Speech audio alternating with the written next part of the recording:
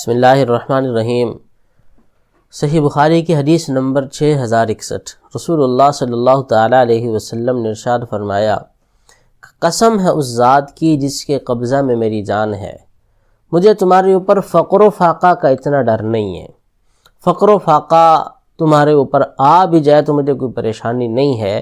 اللہ تعالیٰ اسباب پیدا فرما دیں گے تمہارے۔ ڈر مجھے اس بات کا ہے کہ اللہ تعالیٰ تمہارے اوپر مال و دولت کی فراوانی کر دیں گے۔ مال بہت زیادہ ہوگا، دولت بہت زیادہ ہوگی، جائیداد زیادہ ہوگی۔ جس طرح کہ آج الحمدللہ اللہ تعالیٰ نے نعمتیں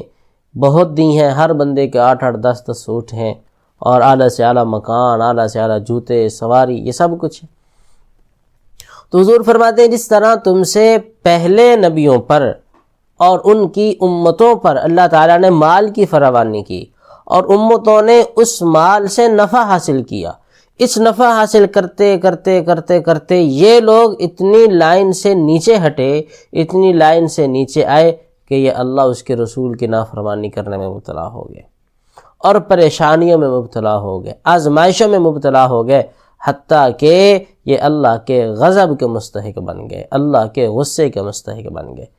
تو یہی فرمایا کہ مجھے اس بات کا ڈر نہیں ہے کہ تمہارے اوپر مال و دولت کی کمی آ جائے گی، نہیں، مال و دولت بڑھ جائے گا تو اب تم سے سنبھالا نہیں جائے گا،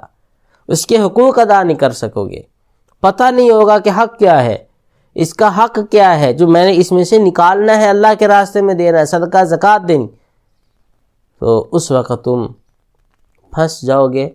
اور مال میں اتنے پھنسو گے کہ اللہ کی رسول کی نافرمانی کے تم مرتکب ہو جاؤ گے، اور پھر اللہ اس کے رسول تم سے ناراض ہو جائیں گے۔ تو آج اس حدیث کی روشنی میں دیکھیں کہ ہم اپنے مال میں سے کتنی کی زکوٰۃ نکالتے ہیں،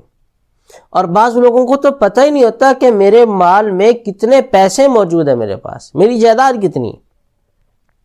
وہ تو ایک بہت بڑے مالدار کی ایک کیفیت ہو تو سمجھ آتی ہے،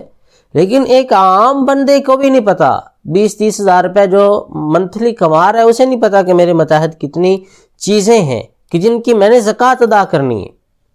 ایک عورت نے زیور پہنا، اسے نہیں پتا کہ یہ زیور کتنی مالیت کا ہے، کتنے تولے زیور ہے، اور موتی اس پر کتنے لگے ہوئے ہیں کہ میں نے زکوٰۃ ادا کرنی ہے۔ ایک شخص کے ہاں اس کے پاس زراعت کا سامان ہے، وہ کھیتی کرتا ہے، لیکن جب وہ آ جاتا ہے پیداوار تو اس کو خیال نہیں ہوتا کہ میں نے اس میں سے اللہ کے راستے میں بھی دینا ہے۔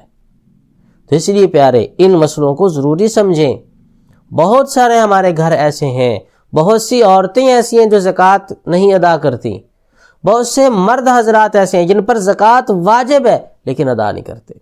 بہت سارے لوگ ایسے ہیں جن پر قربانی واجب ہے لیکن گھر میں سے ایک بندہ قربانی کر دیتا ہے، بس ٹھیک ہے جی کام چل گیا۔ یاد رکھو یہ اللہ اس کے رسول کی نافرمانی ہے، اور مال کا جو بندہ حق ادا نہیں کرتا اللہ اسے دنیا میں بھی ذلیل کرتے ہیں، آخرت میں بھی اللہ ذلیل کرتے ہیں۔ اللہ ہم سب کو ذلت کی زندگی سے بچائے، دنیا آخرت کی رسوائی سے اللہ محفوظ فرمائے۔